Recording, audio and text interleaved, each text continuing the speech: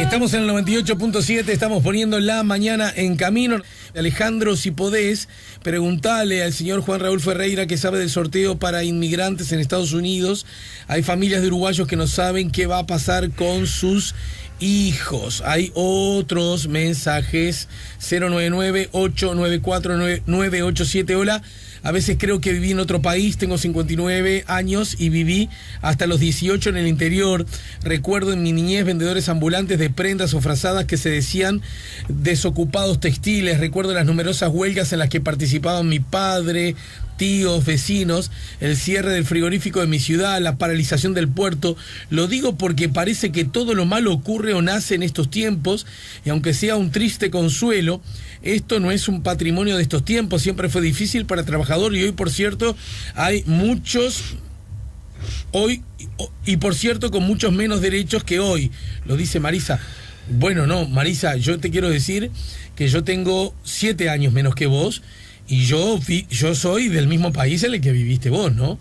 Primero, el corte institucional, la falta de libertades, la dictadura, con todo lo que ello implica desde cualquier perspectiva, siempre y que jamás, nunca debe minimizarse, ¿no? La falta de libertad.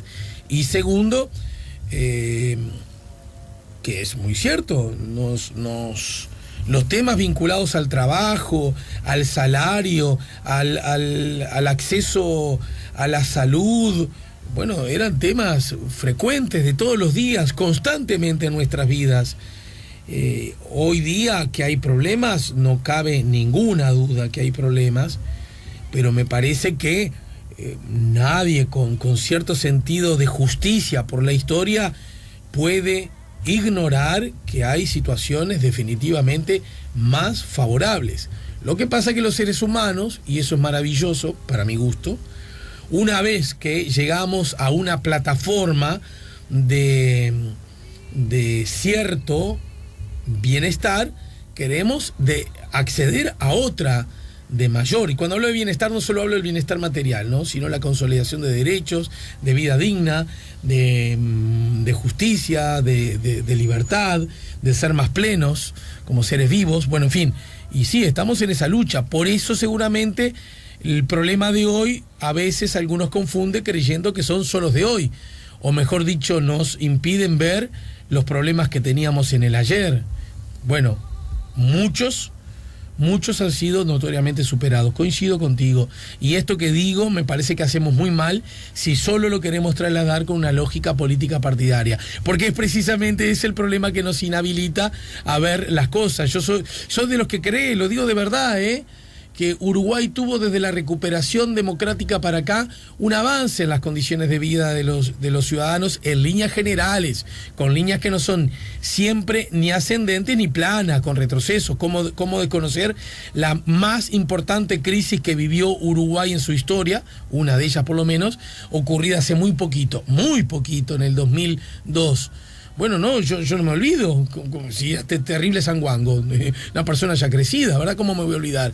Puedo suponer que alguien se puede olvidar si era muy jovencito y no lo vivió en forma muy directa o no la pasó tan mal, pero yo, que no la pasé mal, lo digo, perdí cosas, perdí trabajo, perdí beneficios materiales, pero incomparable con lo que le pasó a otros compatriotas míos. Bueno, yo me acuerdo si ya era un hombre grande, adulto, serio, responsable, obligado a estar atento. ¿Cómo no puedo descubrir que este es un tiempo infinitamente mejor? Infinitamente mejor. Pero ¿qué buen oriental puede negar eso? ¿Qué buen oriental? ¿Dónde está el mal oriental que dice es mejor lo que nos pasaba en el 2001, en el 2002, a lo que nos pasa ahora? ¿Que se puede mejorar esto? Sin duda. Y que para mejorar esto de pronto, para no rehuirle y dejar de ponerle el cascabel al gato, para mejorar esto, ¿habría, por ejemplo, que cambiar de gobernantes? ¡Ay, pero claro que es posible! Si esa es la libertad y la democracia. Pero que no nos implique no reconocer que Uruguay está notoriamente mejor. Y esto, lejos de ser un problema, debería ser una alegría, una bendición, un motivo para mirarnos a nosotros entre todos y sentirnos reconfortados, ¿verdad? Yo lo hago sin problema, no se me eriza la piel, no me genera ningún herpes decirlo. me complace mucho. Prefiero vivir en un país con crecimiento económico, con menos desocupación. Prefiero vivir en un país donde los trabajadores tienen más derechos. Prefiero. ¿Hay alguien que prefiere lo contrario? Que lo diga. Pero que lo diga, ¿eh?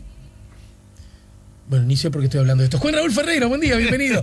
No, por el comentario del oyente. Está bien, que me sentí muy identificado porque, claro, resulta que ahora todo lo de antes era maravilloso. Entonces, ¿en qué película viví yo? ¿Dónde estaba yo? ¿Verdad? ¿Dónde estaba cuando teníamos la urgencia, la obsesión y la angustia por conseguir trabajo? Y que conseguíamos trabajos de porquería, que nos pagaban cualquier cosa. A mí me y pasó que con un amigo muy querido, que espero no esté escuchando si no se ofende, pero fue muy fraternal la discusión, ¿no? Pero que era todo una queja, en un asado el sábado. Una queja, y otra queja, otra queja, otra queja, otra queja, otra queja, otra queja. Y yo decía una cosa, ¿la casa es tuya o es alquilada? No, es mía. Porque cuando yo te conocí no era tuya, no tenías casa propia. Y el 0 kilómetro que está en la puerta le digo, ¿de quién es? Mío. Yo te conocí en Bondi, ¿no? ¿Cómo estuvo el viaje con tu señora? A veces van a alguna playa de México, una cosa así. A veces todos los años, ¿no? Muy bien. ¿Y el anterior cuándo fue? No. Y decime, y hace 10 años, vos 10, 15 años, ¿vos viajabas todos los años con tu familia? No. Entonces, está bien tener un espíritu crítico y aspirar a más. Y siempre hay mucho más que lograr. Claro que sí. Pero creo que lo que tú decís es cierto. La gente no se ha dado cuenta de los importantes avances que han habido. Porque creo que en ese aspecto estamos mal atravesados por la lógica política partidaria. Alguien cree que si se dice eso es como decir viva el actual partido de gobierno. No estoy diciendo eso. Estoy diciendo lo que ocurre. Lo que ocurre es lo que ocurre, y lo que ocurre, como dice Serrat, no, la verdad no es buena ni mala, lo que no tiene es remedio, es así, chao. La realidad, no la verdad, la realidad. Bueno, ya que hablé de Serrat, antes de Barcelona me querías decir algo. Sí, porque tiene que ver con Barcelona. En Barcelona, precisamente, y en todo Cataluña, pongámoslo de esta manera, Cataluña fue refugio de muchos uruguayos, que recibió solidariamente, independentistas o no, todavía no ha entrado ese tema. Digo que el pueblo catalán, en general, el que manifiesta en una avenida y el que manifiesta en la otra, fue muy solidario con los uruguayos. Y tuvo un exilio, además, de calidad de dirigentes muy importante. Allí estaban, por ejemplo, el Polo Gargano y José Díaz. Yo siempre que los vi en el exilio, los vi a ambos en Barcelona. Estaba Lincoln Maistegui Casas. Claro. Estaban en el final, los últimos años, mis padres, que primero estuvieron en Londres. Pero uno de los tantos que estuvo exiliado allí fue don Carlos Martínez Moreno, que al año luego se trasladó a México, donde fue reconocido como un académico muy importante y donde algunos de sus libros fueron premiados, etcétera. Yo simplemente, capaz que un día hacemos un programita, ¿no? Si puedo pasar un aviso. Mañana sale en Uipress. Habías perdido tu costumbre de avisos parroquiales. Uipress.net, o si no, quedas registrado permanente en www.juanraulferreira.com.uy.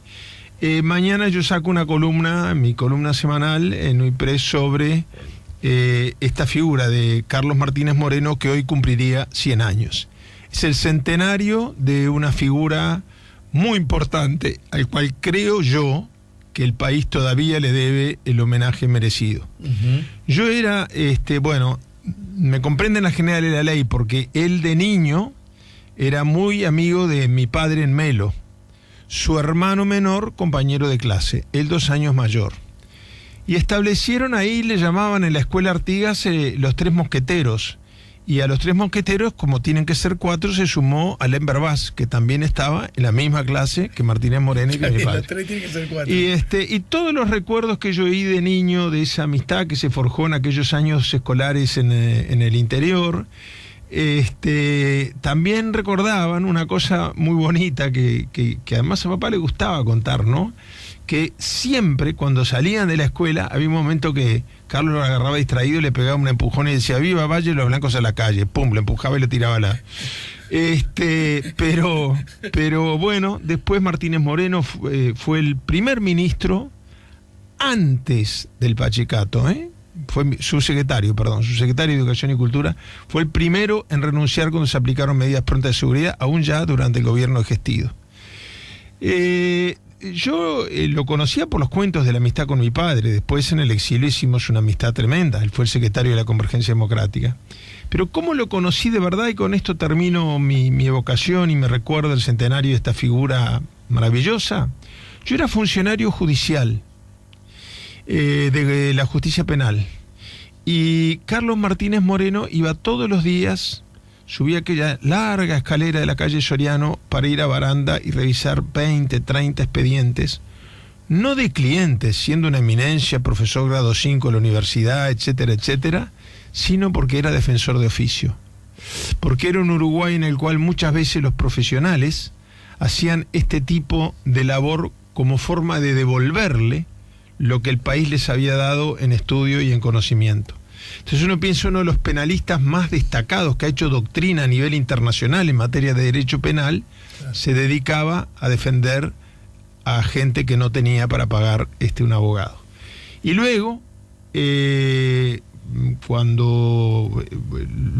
realidad antes de conocerlo yo, apenas cayó preso Sereñi por segunda vez, él fue junto con el doctor Corseñac y con Hugo Batalla el defensor de Sereñi. La defensa de Sereñi ante la justicia militar les costó a Corseñac y a Martínez Moreno el exilio. Y Martínez Moreno, y con esto termino la evocación, muere de una manera que yo creía que solo pasa en las películas, ¿no? Cuando él se mudó a México, él además había como adoptado como un hijastro a mi amigo del alma, Diego Achar. Después además yo era presidente y era secretario de la Convergencia, un despropósito, pero bueno, se resolvió así.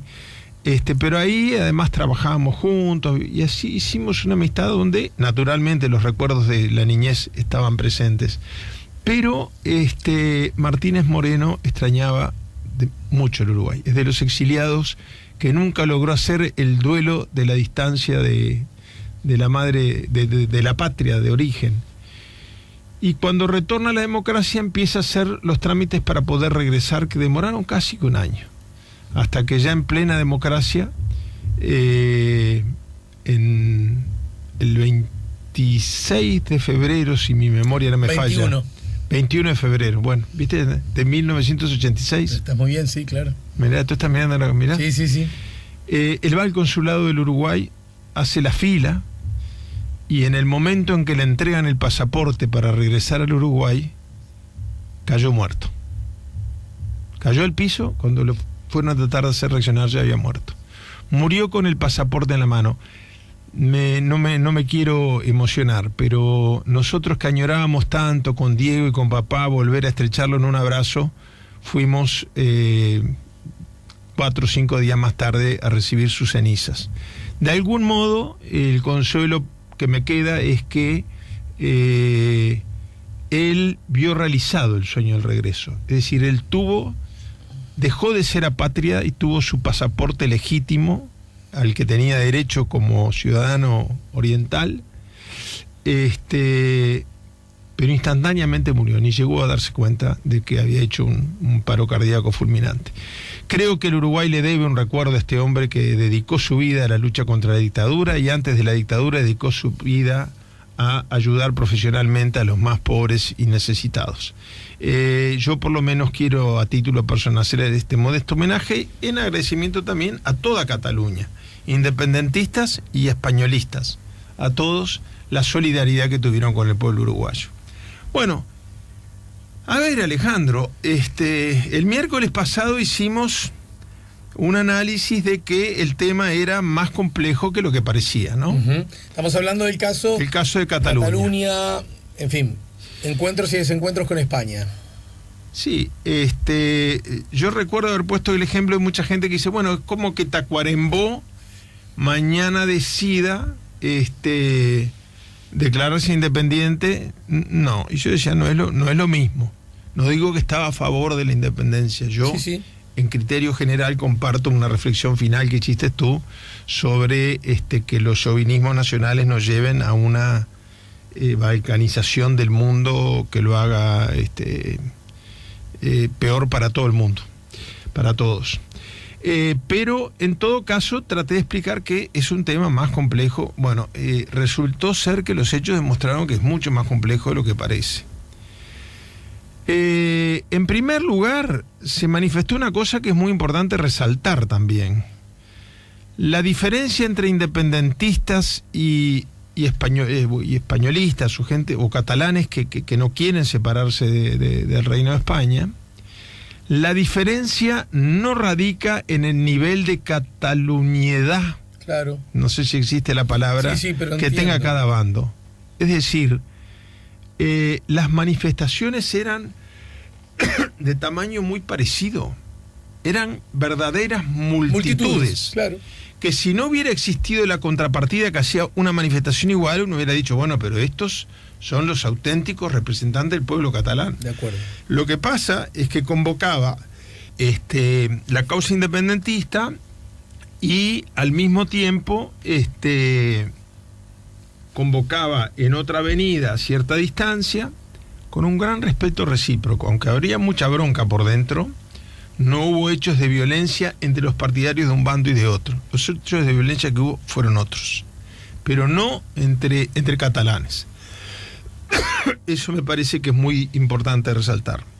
Y en segundo lugar, uno veía, no es que en una había banderas catalanas y en las otras manifestaciones habían banderas españolas. En ambas habían banderas catalanas. En una solo catalanas, claro, y en otro catalanas y españolas. Sí, sí.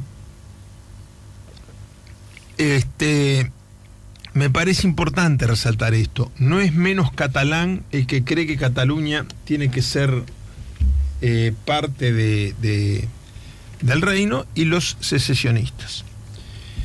Lo que sí yo quiero ser muy crítico es en cuanto al manejo, no del pueblo catalán, que creo que al revés, fue de una madurez tremenda. Se organizaban las manifestaciones con su debida distancia, ni el día del referéndum, ni en las manifestaciones anteriores ni posteriores hubo actos de violencia entre partidarios de una posición y de otra, pero por parte de la dirigencia política de España, incluida Cataluña, yo creo que nos ha dado una lección de cómo no deben hacerse las cosas. No deben hacerse las cosas. Desde el punto de vista de los secesionistas catalanes, los que querían la independencia, bueno, yo creo que a pesar de una votación muy numerosa, que no llegó un 50% del padrón, pero también es cierto que no era una elección de voto obligatorio, etcétera, etcétera. Hubo un pésimo manejo porque no hubo un plan B. Bueno, y si no sale, que pase. Y si... En segundo lugar, yo que era soy muy defensor de que se le dejara manifestar al pueblo español a través del voto. Incluso recuerdo haber señalado la contradicción del presidente de gobierno Rajoy de haber apoyado una elección no vinculante y fuera del marco constitucional en Venezuela para que la gente se expresara y al mismo tiempo prohibirla en Cataluña, en su propio país. Si está bien que más allá de que sean legales, constitucionales, entiendo, vinculantes, obligatorias, o sean simplemente una manera de decir yo estoy con esta posición, yo soy partidario que se hagan ese tipo de cosas. No tienen valor legal, pero tienen un peso político muy importante. Pero bueno, y habrá otra gente que diga que no, porque sirve para confusión y para aumentar. Lo que no puede decirse si es en Venezuela sí, si es en España no. Y esa fue la posición de Rajoy. Luego, todo el manejo de Rajoy Pará, y agrego. Y si decís en Venezuela sí, acá dando por entendido que Cataluña forma parte, ¿no? Acá no. En todo caso, si ocurre, no me mandes a la policía, a uniformada que parecían no sé, ¿no? Ese es otro tema. Despalazos, empujes viejas y secuestres urnas. Pero pará. Ese es otro tema que demuestra una tremenda torpeza, porque creo que ni el gobierno central en Madrid, ni el gobierno autonómico en Barcelona pensó en un plan B, pensó en el día después, ¿cómo sigue esto? Cualquiera que fuera el resultado. Sí, sí. Entonces, bueno, yo iba a decir exactamente lo que tú dijiste, la imagen de los policías llevándose las urnas abajo del brazo, después dice no llegaron a los votos. Bueno, hubo muchos votos que no se contó porque las urnas se las llevó la policía, hubo circuitos que fueron cerrados y hubo gente que fue castigada en las colas. Dicen, bueno, pero se presentó menos del 50% de la gente a votar. Bueno, yo la verdad que si soy catalán y estoy viendo la televisión, no sé si voy a votar. Porque... Pero es que justamente es de tal...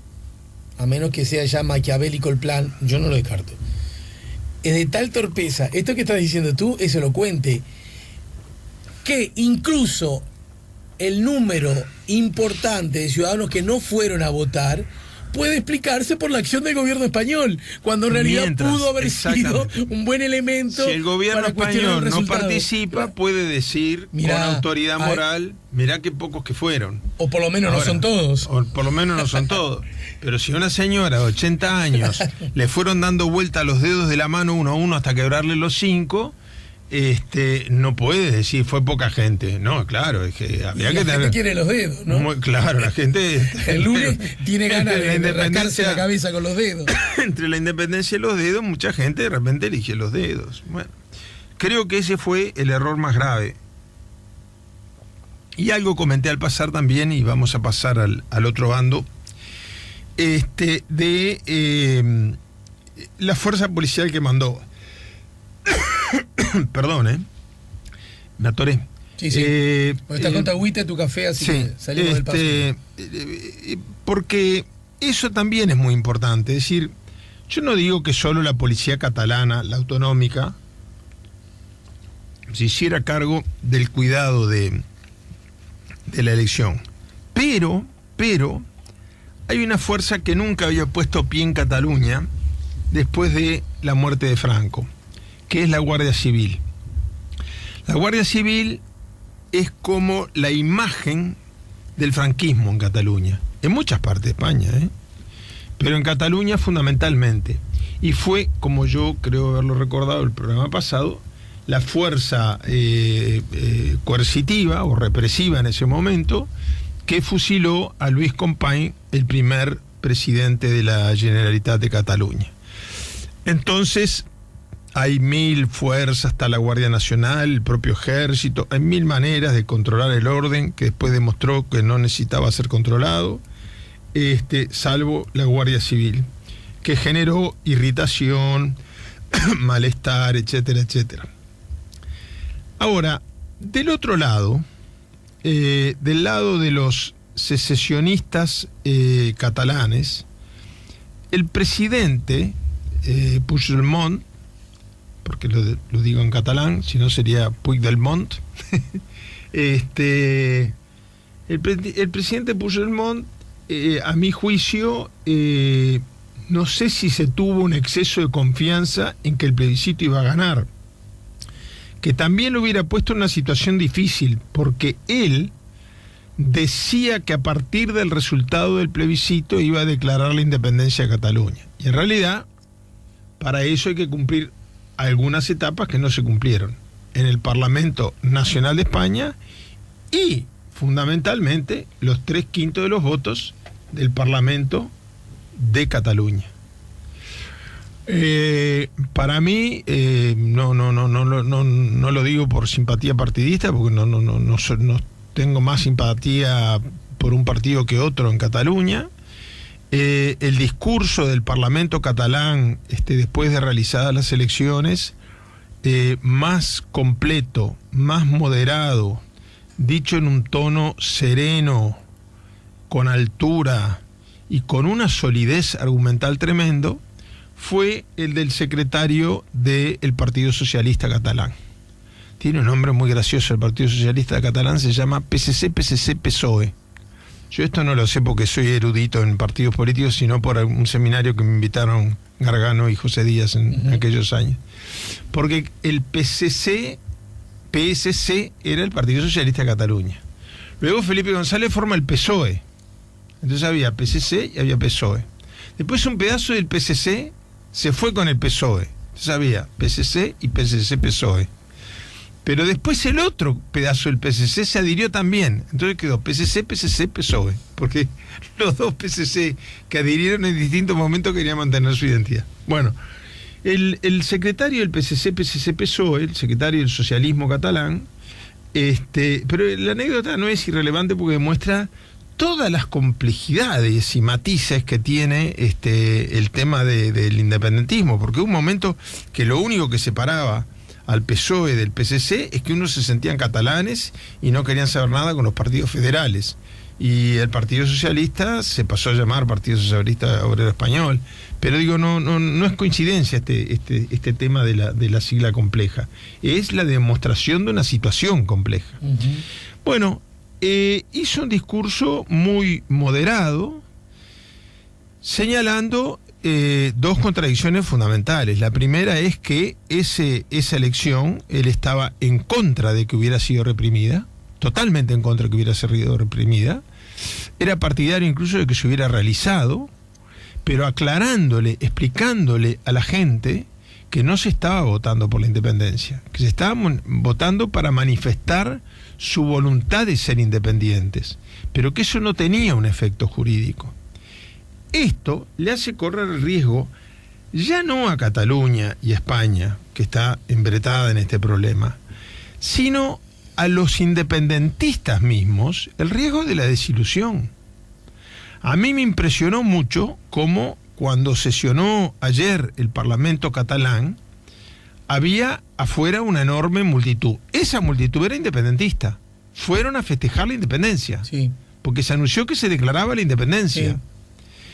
Y es muy impresionante, a lo largo de la historia, hay muchos casos elocuentes, cómo una manifestación de decenas de miles de personas terminó sobre el final de la sesión con un par de centenares de personas.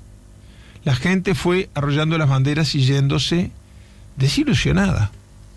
Entonces, esto es una cosa mala para el sistema político catalán, malo para la institucionalidad española, pero muy mala aún para la causa independentista. Porque, ¿qué pasó? El presidente Puigdemont anuncia que se suspende la aplicación del resultado del plebiscito. Primero, eso ningún presidente de la Generalitat tiene facultades. Si esto hubiera sido un plebiscito verdadero y de resultado obligatorio y se resolvió la independencia, el presidente de la Generalitat no dice, bueno, pero lo suspendo. Sí, claro. ¿No? Jariola. En segundo lugar, ¿qué sentido tiene reclamar la independencia para suspender ser independiente cuando se consigue? Si es que se hubiera conseguido jurídicamente. Pero además, para hacerlo un poquito más complicado todavía, el presidente hace los actos cronológicamente en forma inversa. Primero anuncia que suspende la aplicación de la independencia y después que anuncia la suspensión, se firma el acta de declaración de la independencia. Yo pienso, pero no sé, porque a veces pienso, yo pienso que era una manera de evitar que de repente en el estado de tensión que había, la declaración de la independencia sin un anuncio previo de que no se iba a aplicar, podía generar algún tipo de represión, el ingreso no sé. Si no, no me explico cómo el presidente, primero no me explico para qué le dice a los catalanes que van a votar para ser independientes y luego les dice, no, esto es para negociar. Yo suspendo y... ¿Negociar qué? Si él cree que es vinculante, la independencia ya está decretada. Si él cree que no es vinculante, puede decir entonces sí que va a negociar. Bueno, pero quizás podemos aprovechar esta, llamémosle, demostración de fuerza para ahora sí, con eso concreto, negociar ante Madrid mejores condiciones. Sin lugar a dudas, y creo que es lo que va a pasar.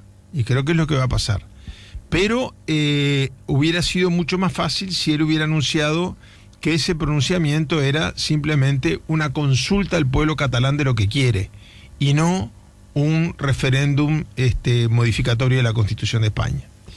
Yo creo que ese matiz es importante, incluso por las reacciones que ha habido internacionalmente, pero también por la credibilidad de los propios militantes independentistas. A mí me da pena, los tipos recién de la bandera, como me dijeron que declararon la independencia, y antes de declararla están anunciando que no, que es una declaración simbólica, pero que no la van a aplicar. Bueno, en medio de esa situación ha habido una competencia permanente entre el Partido Independentista Catalán y el presidente Rajoy y su gobierno de quién levanta más la apuesta. ¿Quién levanta más la apuesta? Y esto, el pueblo catalán, de una posición y de otra, no tiene la culpa, no es responsable y está pagando las consecuencias. En el medio de amenazas no se puede negociar, ni mucho menos pedirle a terceros, como se está pidiendo, si alguien de la Unión Europea quiere mediar conversaciones. Bueno, en medio del tipo de amenazas en que el primer ministro está hablando de la posibilidad de la intervención militar en Cataluña, y la gente que tiene que ver con esta pelea de un puñadito de dirigentes en ambos bandos, ¿no? Mientras tanto, Puigdemont insiste en firmar una declaratoria de independencia cuando ya anunció que no se iba a aplicar, y el presidente de España empieza a amenazar con sanciones económico-financieras que son muy peligrosas, porque después que se lanzan generan pánico, y el pánico primero lo paga el pueblo catalán, que no tiene la culpa, y en segundo lugar genera hechos económicos. Ahora, no es tan sencillo tampoco como lo dice el presidente del gobierno de España, Mariano Rajoy, que dice: los bancos que no están en la Unión Europea son ilegales, no sé, yo no sé exactamente cuál fue la expresión, pero uno lo oye y dice, la gente que puso la plata la pierde. ¿Cuál es el banco más grande de toda España? La Caixa Catalana. El banco más grande de España es catalán. Entonces, ¿qué van a expropiar las sucursales de Caixa de España, de Caixa de Cataluña en toda España? ¿Van a cerrar las cuentas? ¿A qué se refiere? ¿Qué quiere decir? Es un banco además que es propietario de algunas empresas. Yo había hecho, pero no quiero aburrir a las oyentes y a los oyentes, una lista de las más importantes, pero cito una. Es la dueña de Telefónica de España, ¿no? Entonces, ¿qué van a hacer? ¿Van a expropiar Telefónica de España? ¿Un gobierno conservador? ¿Expropiando, estatizando la Telefónica, la empresa que tiene el monopolio de las comunicaciones de teléfonos fijos en España? ¿Van a empezar a nacionalizar la banca? Se van a transformar en una especie de Che Guevara, ¿no? No me cierra. Eso además de que para tener el respaldo del Banco Central Europeo es necesario pertenecer a la Unión Europea, está claro, pero no se puede ser banco sin tener el respaldo del Banco Central de la Unión Europea. Pues yo hago esta pregunta, Alejandro: ¿cuál es el país de Europa que tiene más bancos y que se le conoce casi que exclusivamente por sus bancos? Suiza. Yo lo conozco por los chocolates, pero bueno, si te interesa más eso. A mí me gustan los relojes, pero no llego, son más caros. Los relojes suizos son más caros en Suiza que en el exterior, es rarísimo. Pero uno piensa, banca suiza, ¿no? Sí. Bueno, Suiza no pertenece a la Unión Europea, Suiza es un país neutral, no pertenece ni siquiera a las Naciones Unidas. Entonces yo creo que todo este sistema de bombardeo recíproco de amenazas secesionistas a prepo por un lado, sí. Y de intervención militar forzosa, etcétera, hace que ocurra lo que está ocurriendo, que en el Parlamento Europeo todos los bloques se van pronunciando, y a veces por países, en el sentido de no mediar en un conflicto interno de España. Pero estoy seguro que si las características fueran otras, mediarían. Juan, algunos mensajes llegan en el final. 099-894-987. Un saludo a Juan. Muchas gracias por su explicación. Lo dice Martí o Martín, y se morfó la N, 099-894-987. Ale, en cuanto a la atención de la salud mental, todo está igual o peor. Todavía no han cambiado los manicomios ni las colonias psiquiátricas, no puedo decir eso. No puedo decir que estoy mejor que antes. Lo dice...